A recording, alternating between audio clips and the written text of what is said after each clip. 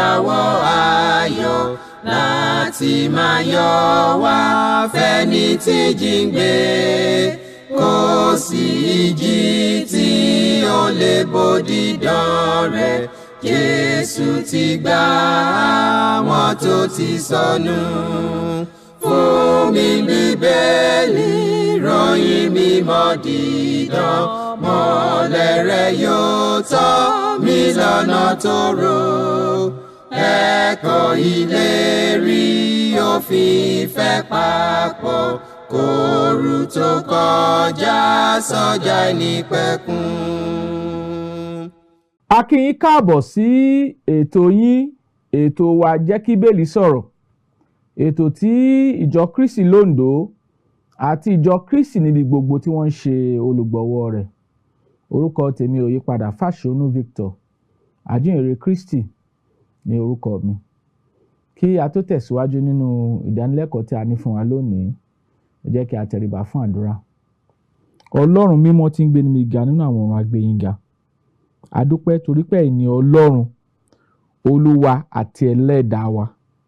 Ẹ̀yin ni ohun gbogbo nínú ohun gbogbo fún wa. A dúpẹ́ lọ́wọ́ yín fún oore ọ̀fẹ́ aláìlẹ́gbẹ́ àti ìbùkún aláìlópin lónìí àti lọ́jọ́ gbogbo. Ọlọ́run wa ẹ ṣeun. Ẹ bá wa sọ̀rọ̀ yín lónìí. Ẹ jẹ́ kí ìfẹ́ yín ó yé wa. Ẹ tàn mọ́lẹ̀ ọ̀rọ̀ yín sí wa lọ́kàn. Bẹ́ẹ̀ ni kẹ́ gbà àkóso gbogbo. Ní orúkọ Jésù Kristi náà, Olúwa àti Olùgbàlà wa. Àmín. Lẹ́ẹ̀kan sí, a dúpẹ́ lọ́wọ́ Ọlọ́run fún oore rẹ̀ àti fún ọwọ́ ìbùkún àti agbára rẹ̀ lórí wa. A dúpẹ́ pé òun nìkan náà ló ń tọ́jú wa. Òun ni ohun gbogbo nínú ohun gbogbo fún wa. A fi ìyìn fún Ọlọ́run wa. Bẹ́ẹ̀ la yìn ín lọ́pọ̀lọpọ̀ fún oore rẹ̀. A sì dúpẹ́ lọ́wọ́ Ọlọ́run fún àwọn ènìyàn wa tí wọ́n wò wá nílé, tí a jọ ń kẹ́kọ̀ọ́ papọ̀ nínú ọ̀rọ̀ Ọlọ́run àti nínú ètò yìí Jẹ́ kí Bíbélì sọ̀rọ̀. Àlàáfíà àti ìwàláàyè Ọlọ́run yóò máa di mímọ̀ sí nínú ayé yín lórúkọ Jésù Kristi Olúwa wa. A dúpẹ́ fún àwọn ènìyàn wa nílé tí wọ́n ń pè wá, tí wọ́n ń béèrè ìbéèrè nípa onírúurú àwọn ẹ̀kọ́ tí a ti kọ́ sẹ́yìn àti ohun tí Ọlọ́run ń béèrè lọ́wọ́ wa gẹ́gẹ́ bí ènìyàn tó wà láàyè ní wákàtí láti ṣe fún Ọlọ́run wa. A tún rọ̀ yín pé ọ̀pọ̀lọpọ̀ ẹ̀kọ́ òun ni a ti kọ́. Ọ̀rọ̀ tí a fẹ́ gbọ́ lénìí gan, tàbí episode tí a ṣe lénìí, ó ti ń súnmọ́ bí 86 èyí tí a ti ṣe. So àwọn ẹ̀kọ́ tá a ti kọ́ sẹ́yìn, a fẹ́ kí ẹ tún lọ sínú YouTube channel wa Jẹ́ kí Bíbélì sọ̀rọ̀ YouTube channel, kí ẹ lọ wo onírúurú àwọn ẹ̀kọ́ pẹ̀lú onírúurú àwọn ẹsẹ̀ Bíbélì tí a fi ń dá wa lẹ́kọ̀ọ́ nípa ohun gbogbo tó nìkan ṣe pẹ̀lú ìwà bí Ọlọ́run, ìyè, ẹ̀kọ́ òtítọ́ nípa Kristi, ẹ̀kọ́ òtítọ́ nípa ìgbàlà Ọlọ́run, ẹ̀kọ́ òtítọ́ nípa ìjọ kan ṣoṣo tá a rí nínú Bíbélì, ẹ̀kọ́ òtítọ́ nípa ohun gbogbo tó nìkan ṣe pẹ̀lú ọ̀rọ̀ Kristi àti ẹ̀sìn tàbí ìlànà Kristi. Gbogbo rẹ̀ pátá láti gbé wọn yẹ̀wò nínú àwọn ètò ìdánilẹ́kọ̀ọ́ tá a ṣe sẹ́yìn. Ṣùgbọ́n bí a ti ń tẹ̀síwájú nínú ètò ìdánilẹ́kọ̀ọ́ tòní, a fẹ́ parí ẹ̀kọ́ èyí tí à ń kọ́ lọ́wọ́ láti ọ̀sẹ̀ tó kọjá lọ. À ń sọ̀rọ̀ nípa àfẹ́ ayé. Àfẹ́ ayé la gbé ẹ̀kọ́ kalẹ̀ nípa rẹ̀ ní ọ̀sẹ̀ tó kọjá lọ. A sì fẹ́ parí ẹ̀kọ́ náà nípa àwọn tọ́lọ́run fi sí wa lọ́kàn láti sọ fún àwọn ènìyàn wa nípa ohun tí àfẹ́ ayé ń ṣe, tó ń ṣe lọ́wọ́lọ́wọ́ nínú ayé lónìí, tó ń ṣe lọ́wọ́lọ́wọ́ lórílẹ̀‐èdè wa, èyí tó ń ṣe lọ́wọ́lọ́wọ́ nínú ayé wa gẹ́gẹ́ bí ẹnì kọ̀ọ̀kan. A ti gbé onírúurú àwọn àlàyé kalẹ̀, a ti gbé ìtumọ̀ àfẹ́ ayé kalẹ̀, a ti gbé àwọn òkùnfà tó lè fa àfẹ́ ayé, a sì wo àwọn nǹkan tó lè jẹ́ kí àfẹ́ ayé ó di mímọ̀ nínú ayé wa. Òun là ń sọ ní ọ̀sẹ̀ tí ó kọjá lọ kó tó di pé àdánù dúró ná. Lónìí a fẹ́ tẹ̀síwájú nínú ẹ̀kọ́ tí à ń kọ́ lọ́wọ́ nípa àfẹ́ ayé. A fẹ́ wo apá kejì rẹ̀. Àwọn olóyìnbó sọ pé part 2, worldliness part 2, àfẹ́ ayé apá kejì. Ní ohun tá a ń sọ tá a dá dúró ní ọ̀sẹ̀ tó kọjá lọ ni pé a sọ pé kí ni àwọn okùnfà tí ó lè jẹ́ kí afẹ́ ayé ó di mímọ̀ nínú ayé wa. Nínú àlàyé bíi mélòó kan àti mú ẹnu bà àlàyé méjì kó tó lè pa àdánù dúró. Àlàyé àkọ́kọ́ tá a mẹ́nu bà ni pé bí ènìyàn bá ti ń gba afẹ́ ayé láàyè nínú ayé rẹ̀, ohun tí ẹ̀mí kò ní ní ọ̀pọ̀lọpọ̀ àǹfààní fún, kò ní sí ohun ìjìnlẹ̀ nípa tẹ̀mí mọ́ bí èèyàn bá ti gba afẹ́ ayé láàyè. Ẹgbẹ́ tí kò yẹ kó darapọ̀ mọ́ yóò darapọ̀ mọ́ tó bá ti gba afẹ́ ayé láàyè. Ọ̀rọ̀ tí ò yẹ kó sọ yóò máa sọ, ohun tí ò yẹ kó ṣe yóò máa ṣe. Ohun tí ẹ̀mí ò wá ní já sí nǹkan kan, ọ̀rọ̀ Ọlọ́run ò ní já sí nǹkan kan, kíkẹ́kọ̀ọ́ nínú ìfẹ́ Ọlọ́run ò ní já sí nǹkan kan, pípéjọpọ̀ pẹ̀lú àwọn ènìyàn Ọlọ́run kò ní já sí nǹkan kan, kéèyàn tún gbàdúrà pàápàá kò ní já sí nǹkan kan, nítorí pé afẹ́ ayé ti gba irú ọkàn bẹ́ẹ̀ láàyè. Wọ́n ti gba afẹ́ ayé láàyè nínú ọkàn wọn, kò wá jẹ́ kó ohun tí ẹ̀mí kó nítumọ̀. Ohun àkọ́kọ́ tá a kọ́kọ́ gbé àlàyé rẹ̀ kalẹ̀ nìyí. Èkejì tí a gbé àlàyé rẹ̀ kalẹ̀ ni pé kò wá ní sí ìyàtọ̀, a ò ní mọ ìyàtọ̀ láàárín àwọn tó mọ Ọlọ́run àtàwọn tí kò mọ Ọlọ́run. Loss of distinctiveness, kò ní sí ìyàtọ̀ láàárín àwọn tó mọ Ọlọ́run àti àwọn tí kò mọ Ọlọ́run, nítorí pé a ti gba afẹ́ ayé láàyè. A dẹ̀ gbé àlàyé kalẹ̀ ní ọ̀sẹ̀ tó kọjá lọ pé ìwé Mátíù orí 5 nígbà tá a kíyèsí ẹsẹ̀ 13 títí dé ẹsẹ̀ 16 ó sọ fún ohun méjì níbẹ̀. Ó ní iyọ̀ àti ìmọ́lẹ̀. A gbọ́dọ̀ dúró gẹ́gẹ́ bí iyọ̀ àti ìmọ́lẹ̀. Tá a bá ti dúró gẹ́gẹ́ bí iyọ̀ àti ìmọ́lẹ̀, a ti ń sọ pàtàkì wa nù, a ti ń sọ ìdí pàtàkì tá a fi jẹ́ ẹni ìmọ́lẹ̀. Tá a bá sì ṣe ohun tọ́lọ́run gbé kalẹ̀ gẹ́gẹ́ bí àṣẹ, a ti ń gbé afẹ́ ayé wọ̀ gẹ́gẹ́ bí aṣọ. Ibi tá a dá dúró ní ọ̀sẹ̀ tó kọjá lọ nìyí. A wá ń tẹ̀síwájú nínú ẹ̀kọ́ náà. Ohun ìkẹta tí a gbọ́dọ̀ kíyèsí tá a bá fẹ́ kí afẹ́ ayé kí ó wọnú wa kó sì sọ wá di aláìmọ̀ Ọlọ́run tàbí aláìgbàgbọ́, ó ní pé ìwòye wa yóò máa pọ̀ sí ohun ti ara. Ìwòye wa, àwọn olóyìnbá sọ pé increased focus on materialism. Ìwòye wa máa pọ̀ nínú ohun ti ara.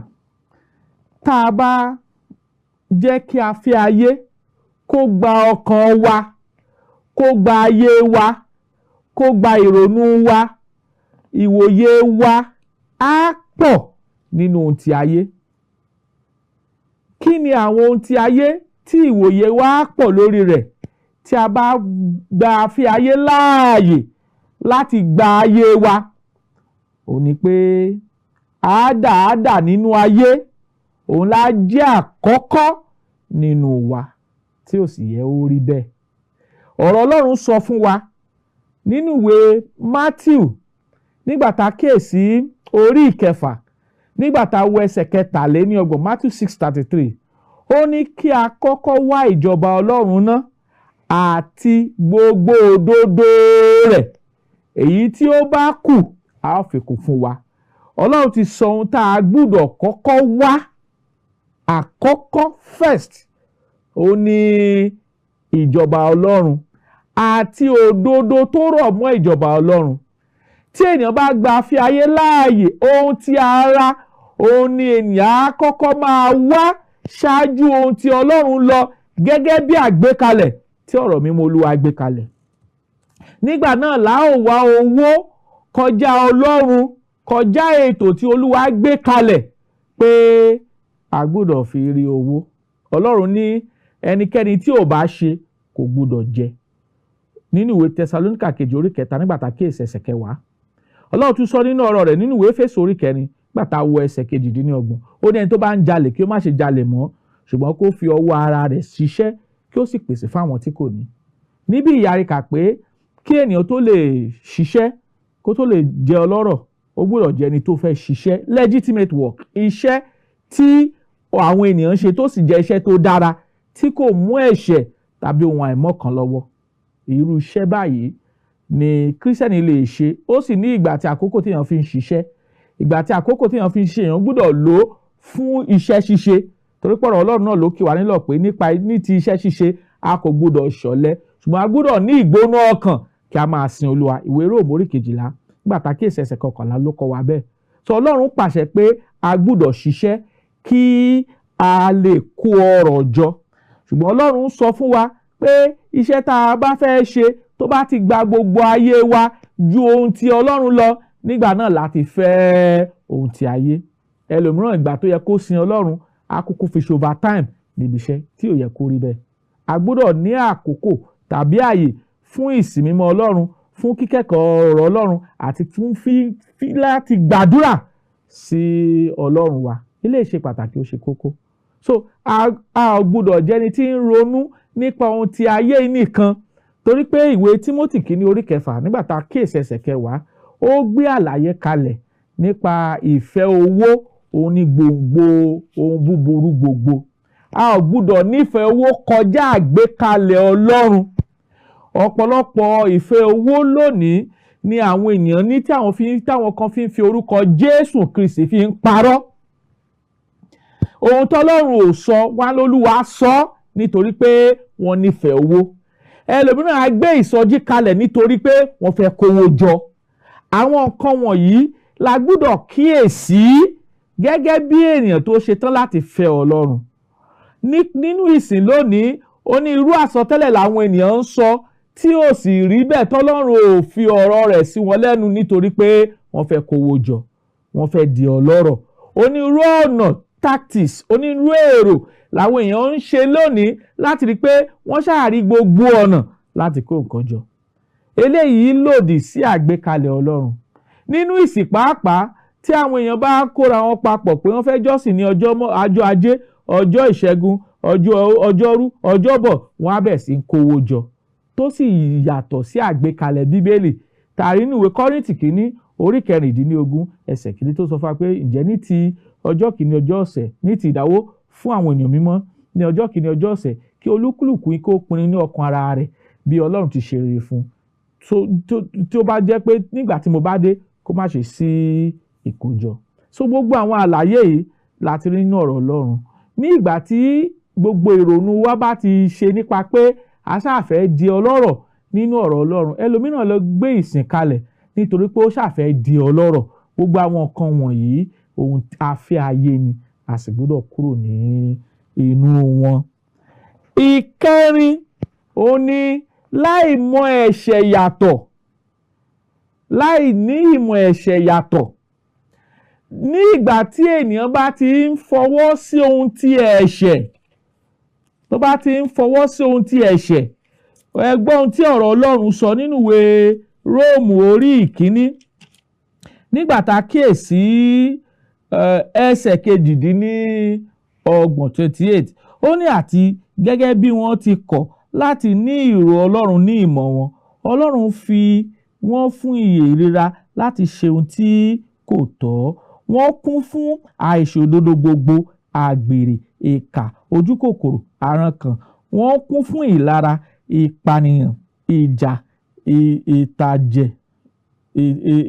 ìtànjẹ, ìwà búburú, a fi ọ̀rọ̀ kẹ́lẹ́ banijẹ́, a sọ̀rọ̀ ẹni lẹ́yìn, a kórìíra Ọlọ́run, aláfojúdi, àgbéraga, ahalẹ̀, aláròṣe ohun búburú, àìṣàgbọràn sí òbí, aláìníyè nínú, ọ̀dàlẹ̀, aláìnífẹ̀ẹ́, agídí, aláìláàánú.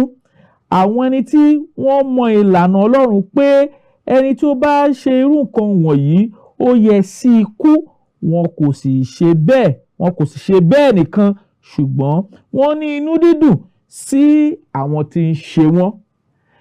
Ní ìgbà kan nínú ìgbé ayé ènìyàn, tí ènìyàn bá mọ iye ewu tí ń bẹ nínú àwọn ẹ̀ṣẹ̀ tí a dárúkọ yìí, tí a sì ń fọwọ́ sọ̀yà pé kò sí nǹkan tó burú nínú àwọn ẹ̀ṣẹ̀ bẹ́ẹ̀, ìyẹn fi hàn pé irú ẹni bẹ́ẹ̀ ti gbé afẹ́ ayé ó ti gbé wọ̀ bí aṣọ. Bá a bá lè mọ ìyàtọ̀ láàrin ìdájọ́ òdodo àti ìdájọ́ èké, bá a bá dúró lórí ọ̀rọ̀ òtítọ́, tá à ń gbé ìwà búburú tàbí èké lẹ́yìn, tá ò ṣe olóòótọ́ gẹ́gẹ́ bí ohun tọ́lọ́run gbé kalẹ̀, nígbà náà ni ìfẹ́ inú wa tàbí ilé èrò wa ó pọ̀ nípa àfẹ́ ayé. Àwọn olóyìnbó sọ pé decrease sensitivity to sin. Nígbà tá ò bá mọ ìyàtọ̀ láàrin rere àti búburú mọ́. Gẹ́gẹ́ bí ìwé Jákọ́bù orí 4 bí ó ṣe kọ́ wa nígbà tá kíyèsí ẹsẹ̀ 17, ó ní ẹnikẹ́ni tó bá mọ rere ṣe tí kò ṣe, ẹ̀ṣẹ̀ ni fún. Tọ́lọ́run sọ ni. Bá a bá mọ ohun rere tí ohun rere ò yá wa lára láti ṣe, tí ó jẹ́ pé nǹkan tí ò dára ló yá wa lára láti ṣe, nígbà náà ni a jẹ́ ẹni tí ó ti jẹ́ kí a fi ayé kó gba gbogbo ọkàn tàbí ayé rẹ̀, tí kò sì yẹ kí ó rí bẹ́ẹ̀. Èyí tó parí ẹ̀ ni pé kò wá ní sí oore ọ̀fẹ́ láti máa wòye ìjọba Ọlọ́run mọ́. Bí ènìyàn bá jẹ́ kí a fi ayé kó máa darí rẹ̀, kò ní sí oore ọ̀fẹ́ láti máa wòye ìjọba Ọlọ́run mọ́. Nígbà náà bí ènìyàn tó bá tó àkókò kan nínú ìgbé ayé ènìyàn tí ènìyàn bá gba ẹ̀ṣẹ̀ láàyè tó sì ń ṣe gbogbo nínú ẹ̀ṣẹ̀, ohun tá a bẹ̀ sí sọ pé kò sí Ọlọ́run mọ́. At a stage in one's life, bí ènìyàn bá gba ẹ̀ṣẹ̀ láàyè tó gba àìwà bí Ọlọ́run láàyè, tí ò náání ọ̀rọ̀ Ọlọ́run, tí ò náání ìfẹ́ Ọlọ́run, nígbà náà la sọ pé kò sí Ọlọ́run mọ́. Kò sí ọ̀run, kò sọ́run rere. Tá a bá ti kú, tá a bá ti jayé, tá a bá fẹ́ jẹnu ayé, ó parí nìyẹn. Nítorí pé ilé èrò wa ó ti dúdú sí ìmọ́lẹ̀ ọ̀rọ̀ Ọlọ́run. A tiẹ̀ sọ fún wa pé onídàájọ́ ayé yìí, aládé ayé yìí, the prince of this earth, ó ti fún àwọn ènìyàn lójú kó má bàa rí ìmọ́lẹ̀ tí ń bẹ nínú Kristi. So ó ní àkókò nínú ìgbé ayé tí ènìyàn ń gbé tí èèyàn á sọ pé kò sóhun tó ń jẹ́ ìjọba Ọlọ́run mọ́, nítorí pé èèyàn ti fira, ó ti wọnú ayé pátápátá. Gbogbo tí ń bẹnu ayé láwọn máa jẹ́ èròǹgbà èèyàn. Ọ̀pọ̀lọpọ̀ àwọn èèyàn ló lọ tarabọ nú àwọn ẹgbẹ́ búburú lónìí. Bí ẹ bá tilẹ̀ wàásù Jésù Kristi Olúwa wa fún wọn, kò ní í wọ̀ wọ́n létí, nítorí tí wọ́n ti tarabọ̀ kò lè jẹ́ kí wọ́n mọ̀ pé Ọlọ́run ti pèsè àyè sílẹ̀ fún ọkàn àwọn olóòótọ́ tó gba Kristi nínú ayé. Gẹ́gẹ́ bí ọ̀rọ̀ tí Jésù Kristi Olúwa wa kọ́ wa nínú ìwé Jòhánù orí 14 nígbà tá a kíyèsí ẹsẹ̀ 1 sí ìsàlẹ̀. Kristi sọ pé ẹ má ṣe jẹ́ kí ọkàn yín kí ó dàrú, ẹ gba Ọlọ́run gbọ́ kí ẹ sì gbà mí gbọ́ pẹ̀lú. Nínú ilé bàbá mi ọ̀pọ̀lọpọ̀ ibùgbé ló wà níbẹ̀. Ó ní tí kì í bá ti rí bẹ́ẹ̀, mi lọ pèsè àìsílẹ̀ fún yín. Ó lè mí ń lọ láti wá mú yín sọ́dọ̀ alára mi tìkálára mi. Nítorí Ọlọ́run sọ nínú ọ̀rọ̀ rẹ̀ nìyí tá a gbọ́dọ̀ ṣàkíyèsí. Bí ènìyàn bá pọ̀ nínú ayé tó jẹ́ kí afẹ́ ayé ó gba gbogbo ayé nǹkan, nígbà náà ni kò ní ní ìrètí ìyè ìjọba Ọlọ́run, kò ní ní ìrètí ìyè tí kò ní pẹ̀kun. Ọ̀rọ̀ Ọlọ́run sì kọ́ wa nínú ìwé Jòhánù orí 3 nígbà tá a kíyèsí ẹsẹ̀ 34, ó ní ẹnikẹ́ni tó bá gba ọmọ gbọ́ yóò rí ìyè, ẹni tí kò bá gba ọmọ gbọ́ kì yóò rí ìyè. Ṣùgbọ́n ìbínú Ọlọ́run bẹ lórí rẹ̀. Ìbínú Ọlọ́run ò ní sí lórí wa. A gbọ́dọ̀ rí i pé a ká gbogbo tó jọ mọ́ afẹ́ ayé kúrò nínú ayé wa. Kí wá làwọn kan wọn ni ta lè ṣe? Kí làwọn kan wọn ni ta lè ṣe láti rí i pé afẹ́ ayé a mú kúrò nínú ìgbé ayé wa, a sì ṣetán láti gbé ìgbé ayé tí ó wù Ọlọ́run? Gbogbo àwọn kan wọ̀nyí yóò jẹ́ kí ìyapa láàárín Ọlọ́run àti ènìyàn kó ṣẹlẹ̀. Ìdí ẹ̀ ní ìwé Tímótì kìíní orí 5 ẹsẹ̀ 6 sọ fún wa pé ó ní ẹni tí ó bá fi ara rẹ̀ fún ayé jíjẹ, ó ló ti kú ní ìgbà tó wà láàyè. There will be a disconnection between God and man. Bí a bá gba ayé láàyè, bá bá gba ẹ̀ṣẹ̀ láàyè, bá bá gba ohun ọ̀rọ̀ tí ń bẹ nínú ayé láàyè kó borí ọkàn wa ju ohun tí Ọlọ́run ti sọ lọ, ìyapa wa wà láàárín wa àti Ọlọ́run. Àwọn tó ṣẹ̀ṣẹ̀ ń wò wá ní wákàtí tá à ń sọ̀rọ̀, tá à ń gbéyẹ̀wò, òun ni afẹ́ ayé. A sì ń wo àwọn nǹkan wọn nì tí ó lè jẹ́ kí afẹ́ ayé kó di mímọ̀ lọ́kàn wa. a sì ti gbé àwọn àlàyé onírú kalẹ̀ nígbà tá a bẹ̀rẹ̀ ẹ̀kọ́ yìí. ṣùgbọ́n tá à ń sọ ni pé lọ́wọ́lọ́wọ́ báyìí ni pé a ti rí àwọn nǹkan wọ̀nyí tó lè ṣe okùnfà fún wa tá a fi ayé yóò di mímọ̀ nínú ayé wa yóò sì farahàn. ṣùgbọ́n kí la lè ṣe láti rí pé a mú àfi ayé kúrò nínú ayé wa a sì ṣetán láti gbé ìgbé ayé tí ó wù Ọlọ́run. ọ̀rọ̀ rẹ̀ jẹ́ kí a mọ̀ pé gbogbo tó jọ mọ́ àfi ayé a lè mú kúrò nínú ayé wa a sì lè ṣetán láti wu Ọlọ́run alààyè ní gbogbo ìdáwọ́lé wa kí a sì ṣe ohun tí Ọlọ́run fẹ́.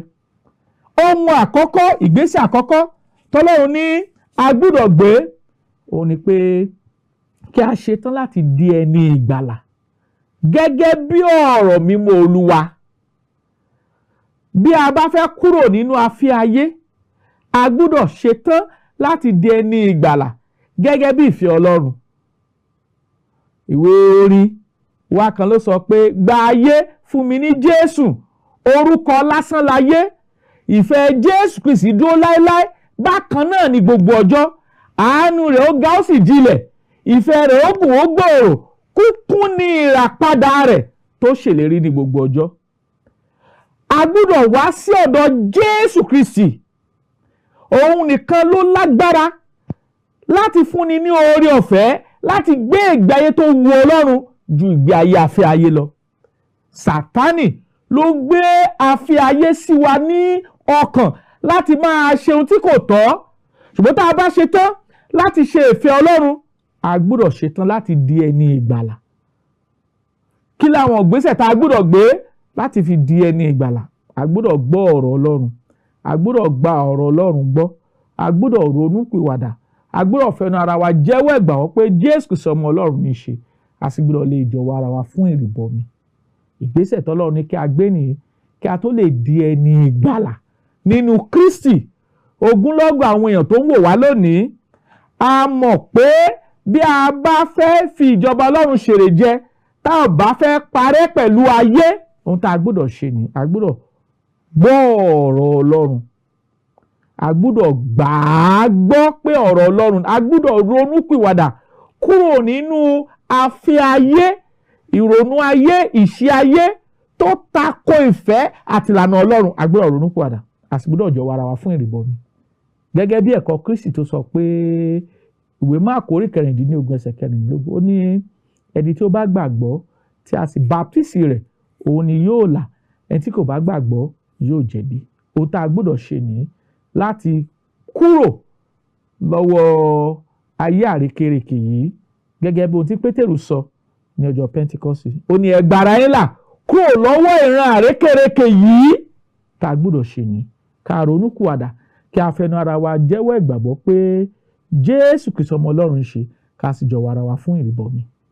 tá a gbọ́dọ̀ ṣe ní ìgbésẹ̀ àkọ́kọ́ ni. nígbà tá a bá gbé ìgbésẹ̀ ìgbàlà tán, Ọlọ́run ní ká máa wo ọ̀rọ̀ Ọlọ́run, kí a sì máa wo ìfẹ́ Ọlọ́run, kí a sì gbójú wa sí àwọn nǹkan wọ̀nnì tó wà lókè. lókè níbo? nínú ọ̀rọ̀ Ọlọ́run tó ń fi ojú wa sí ìwòye ti Ọlọ́run. àwọn olóyìnbó sọ pé set your minds on things above. kí làwọn nǹkan wọ̀nnì tá a gbọ́dọ̀ gbé ojú wa sókè sí? ẹ wo ìwé Kólósè orí 3. ìwé Kólósè orí 3, ká gbọ́ ohun tí ọ̀rọ̀ Ọlọ́run kọ́ wa níbẹ̀.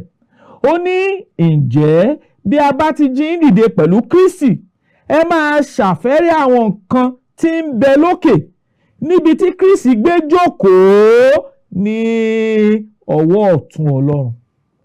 ẹ wo ẹsẹ̀ 2, ẹ máa ronú àwọn nǹkan tí ń bẹ lókè, kì í ṣe àwọn nǹkan tí ń bẹ ní ayé. ìrònú wa gbọ́dọ̀ yàtọ̀.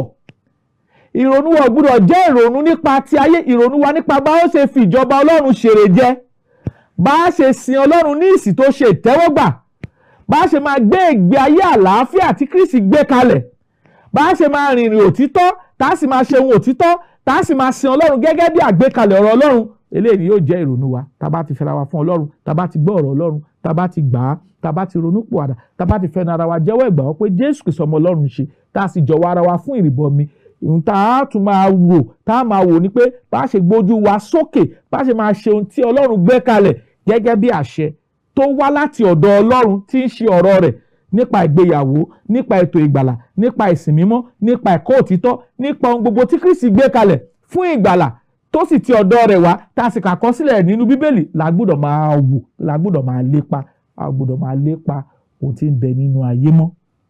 Ìrònú wa gbọ́dọ̀ yí padà. Ìrònú wa jẹ́ ìrònú ohun gbogbo tí ń bẹ lókè, tí kì í ṣe ohun tí ń bẹ nínú ayé. Kí nìdí? Ìdí ni pé nítorí ẹ̀yin ti kú, a sì fi ìyè yín pamọ́ pẹ̀lú Kristi nínú Ọlọ́run. Ìwé Kólósè orí 3 ẹsẹ̀ 4 ló sọ bẹ́ẹ̀. Ìdí tá a gbọ́dọ̀ máa ronú àwọn nǹkan tí ń bẹ lókè ni pé ẹ̀yin ti kú, a sì fi ìyè yín pamọ́ pẹ̀lú Kristi nínú Ọlọ́run. Ilé gbọ́dọ̀ yé wa. Ìrònú wa pàápàá gbọ́dọ̀ yí padà. Ìrònú wa gbọ́dọ̀ yí padà sí ìrònú o ti ṣe ti Ọlọ́run. Ìwé Róòmù orí 12 nígbà tá a kíyèsí ẹsẹ̀ 2, ẹ̀gbọ́n tọ̀rọ̀ Ọlọ́run sọ. Ó ní kí ẹ má sì da ara yín pọ̀ mọ́ ayé yìí, ṣùgbọ́n kí ẹ paradà láti di tuntun nínú ìrònú yín, kí ẹ̀yin kí ó lè rídìí ìfẹ́ Ọlọ́run tí ó dára, tí ó sì ṣe ìtẹ́wọ́gbà, tí ó sì pé. Níbo la ti lè rídìí ìfẹ́ Ọlọ́run? Níbo la ti lè mọ ohun tí ọ̀rọ̀ Ọlọ́run gbé kalẹ̀? Òun ni nínú ọ̀rọ̀ Ọlọ́run. Nígbà náà la ó súnmọ́ Ọlọ́run, la ó súnmọ́ ọ̀rọ̀ rẹ̀, la ó súnmọ́ ìfẹ́ Ọlọ́run, la sì ṣe ohun tí Ọlọ́run gbé kalẹ̀ fún wa. A máa wá bẹ̀rẹ̀ sí wá ìjọba Ọlọ́run àti gbogbo òdodo rẹ̀. A máa wá òtítọ́, ohun tí Ọlọ́run gbé kalẹ̀. Torí pé ìwé Jòhánù orí 8 nígbà tá a kíyèsí ẹsẹ̀ 32, 32, ó ní ẹ̀yin yóò mọ òtítọ́, òtítọ́ yóò sì sọ yín di òmìnira. Nígbà náà la bẹ̀rẹ̀ sí wá òtítọ́ nípa ìgbàlà Ọlọ́run. Tá a bá fẹ́ ṣèfẹ́ Ọlọ́run, tá a fẹ́ kúrò nínú afẹ́ ayé, nígbà náà la wá padà sí Bíbélì, la lọ wádìí òtítọ́ nípa ìgbàlà Ọlọ́run. Ó ní irú ètò ìgbàlà láwọn èèyàn ń polongo rẹ̀ nínú ayé lónìí, ṣùgbọ́n ètò ìgbàlà kan tí Jésù Kristi polongo rẹ̀ fún wa nínú ọ̀rọ̀ Ọlọ́run ẹyọ kan ni.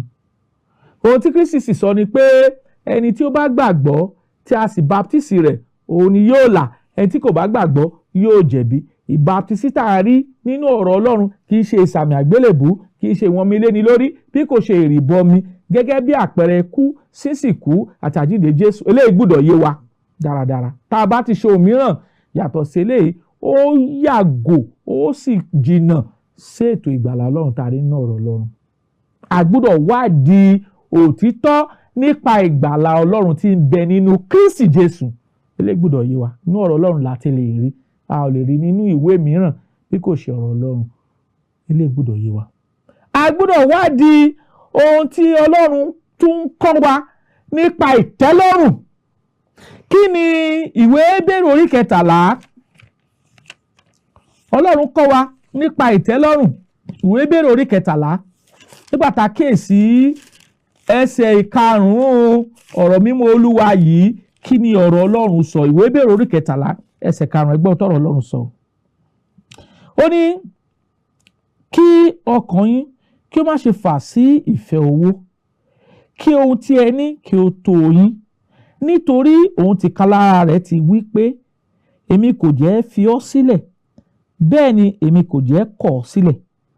Nítorí náà ni àwa ṣe ń fi ìgboyà wí pé Olúwa ni olùrànlọ́wọ́ mi, èmi kì yóò bẹ̀rù, kí ni ènìyàn lè ṣe sí mi?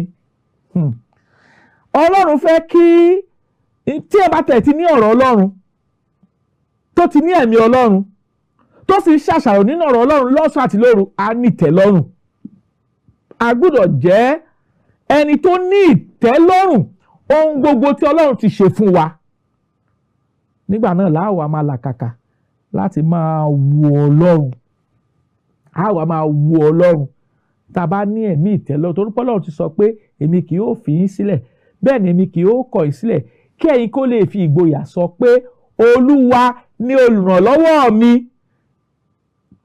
èmi kì yóò bẹ̀rù, kí ni ènìyàn lè ṣe sí mi? Kò sí.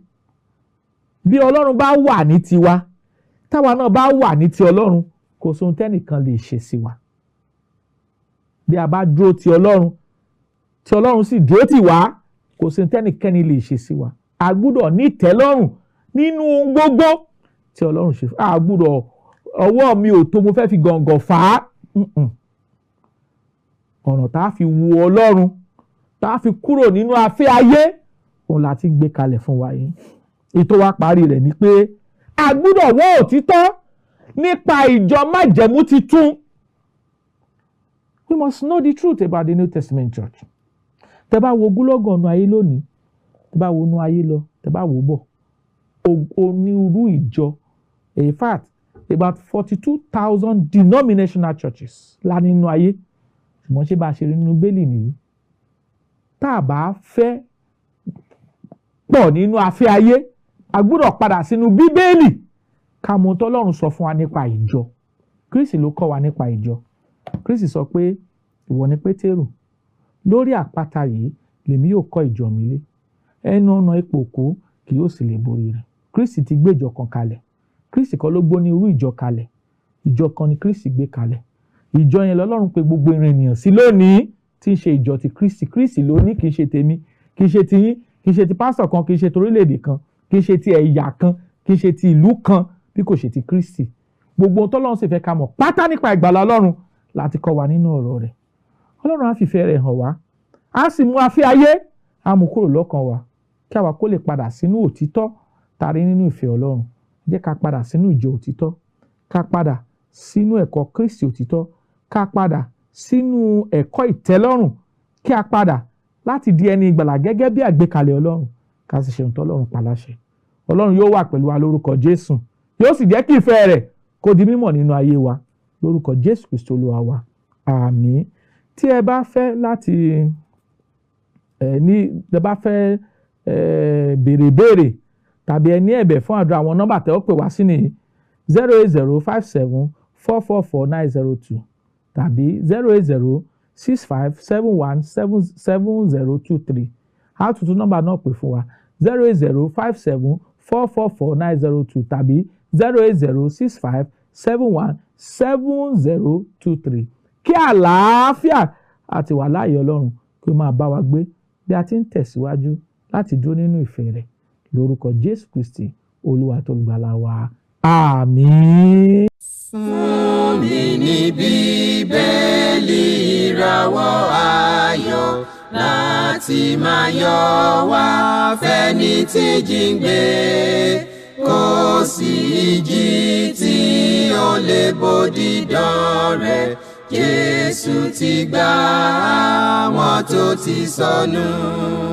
Fún mi Bíbélì ìròyìn mímọ́ dídán, mọ́lẹ̀ rẹ̀ yóò tọ́ mi lọ́nà tóóró. Ẹ̀kọ́ ìlérí òfin ìfẹ́ papọ̀, kóòrù tó kọjá sọ́jà ìnípẹ̀kun.